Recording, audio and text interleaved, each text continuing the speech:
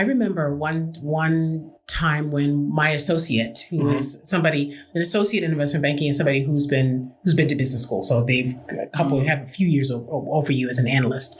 So he came to my desk and he said, Emma, what do I produced something for him. And he said, don't you see what's wrong with this? What's wrong with this? Of course, I just gave it to him. So I was like, there's nothing wrong with it. I just gave it to you. He said, don't you see that there are two different fonts here? And I looked really closely and I was like, yeah, you're right. There are two different fonts. So you can imagine that level of precision. And so that was just ingrained in me.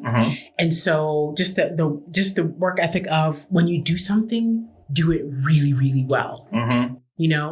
Do it really well. So now I always notice when people use different fonts. If I see, and I say to people, I'm like, don't you see it? And they're like, no, why don't you see it? But it's that sense of just when you produce something, really, really, it should be like the best quality thing you can produce, which is why I think I struggle today, because I think people don't have that level of detail, grammar, just the attention to like just doing something really a way that just looks really, really good. What is interesting about that, and I really want us to go back to that, because you're speaking our language when it comes to excellence. It was a font.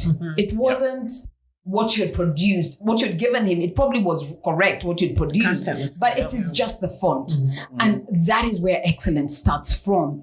And when I tell you you're speaking our language, those are the things that irritate me. It will be the comma, it will be the full stop. It won't be the big things. And what we call it here is follow through.